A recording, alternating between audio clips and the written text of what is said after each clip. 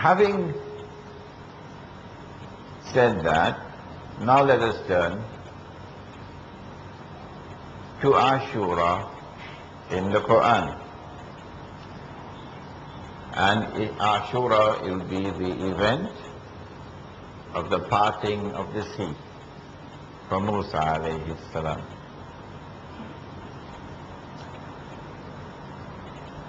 The Prophet said sallallahu ta'ala alayhi wa sallam that there were 124,000 prophets. And yet in the Quran, which is the last revelation from Allah, there are only about 24 whose names are mentioned. And of those 24, the overwhelming majority are prophets who were sent to Banu Israel. My question is, why has Allah done this? Makes mention of only about 24 out of 124,000. And then selects only, most of them, only from the prophets sent to Banu Israel. Question number 2. Of these 24, most of whom are prophets who were sent to Banu Israel, one prophet, one, commands more space in the Quran than all the others combined. One prophet. And his name is Musa alayhi salam. One prophet commands more space in the Quran than all the other prophets combined. And the question I want to ask tonight is, why? So let me drink some water while you are thinking about these two questions. Bismillah.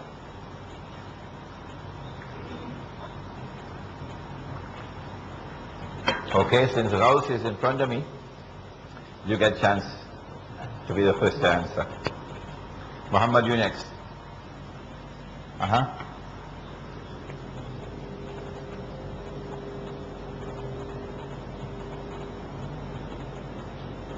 Okay, he's still thinking. Still thinking. What happened? You didn't drink Teh Tarik before coming? Anybody? Who would like to try? Yes. Hassan Mahmood. Because they are the chosen people of Allah. Okay, anybody else?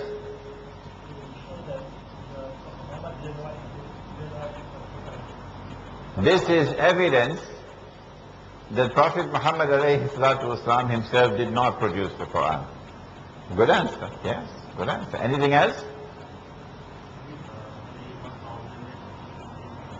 Because?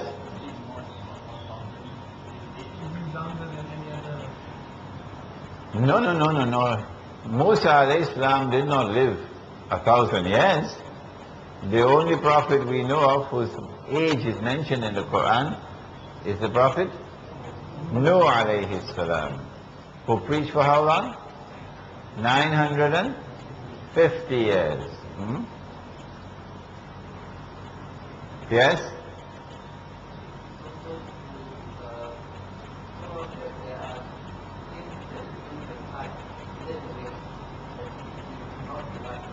That in the process of narrating the story of Musa alayhi salam and of other prophets of Banu Israel, the Quran exposes fraudulent statements made in the Torah. That's true. Anything else? Why has Allah subhanahu wa ta'ala selected most of the prophets from Banu Israel to make mention in the Quran? And why has Allah subhanahu wa ta'ala selected one of those prophets, the main prophet sent to Banu Israel, Musa alayhi salam, to command more attention in the Quran than all the other prophets combined. Why?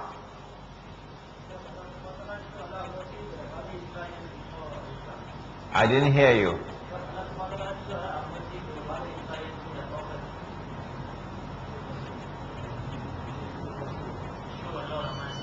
Oh, he showed a lot of mercy to Banu Israel. Anybody else? To give warnings.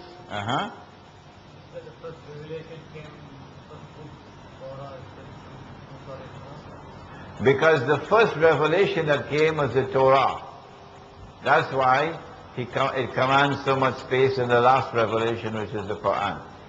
Anybody else? Because the Jews are very stubborn, that's why. Okay, anybody else? All right. Yes? The events that occurred during this prophet will give us clues what's going to happen in the future. MashaAllah, MashaAllah, MashaAllah. The events which occurred in the lives of these prophets, and in particular, the life of Musa alayhi salam, will help us to understand events which are to occur the rest of history. A very, very perceptive comment, mashallah.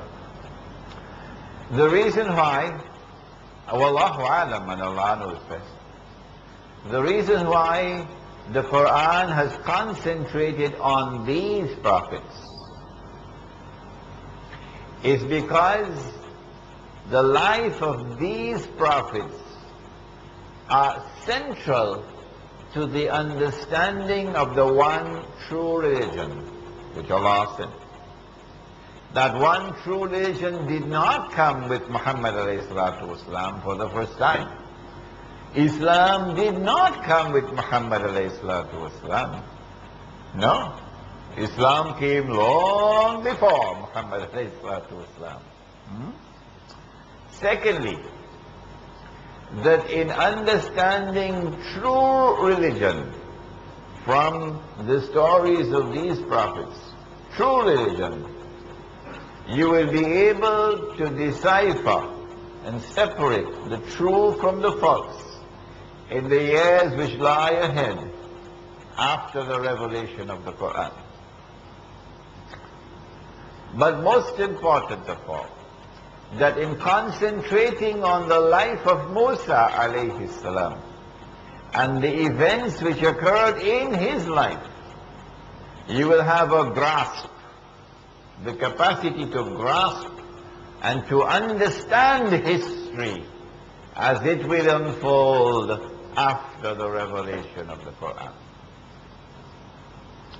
And so if you want to understand the world after the revelation of the Quran, you have to study the history of the prophets of Banu Israel mentioned in the Quran. And if you want to study the historical process and understand it, and in particular the end of history, the end of history, the events which will occur in the last age, you will have to pay special attention to a prophet named Musa alayhi salam, his story in the Quran. Wallahu a'lam.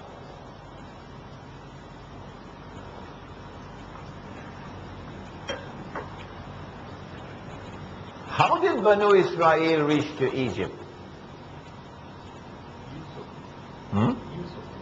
With Yusuf alayhi salam, correct? Who was taken as a slave, and then who was put in prison, and then who emerged to become prime minister. Who was the head of state of that territory when Yusuf became prime minister? Who was he? What was he called? Pharaoh. Do you all agree with him? Everybody? Who disagrees? It's a pity we can't get any answers from the sisters. Anyone disagrees? Or you all agree with this? Yes? What was he called? You forgot the? You forgot the name. N-A-M-E, name. The name of the? The name of the? K-I-N-G. King. So you're not saying a pharaoh. You're saying he was a king. Correct answer. Answer is correct. The Quran does not mention that the ruler was a pharaoh. There were many pharaohs, many pharaohs. But rather the Quran mentions that they were kings.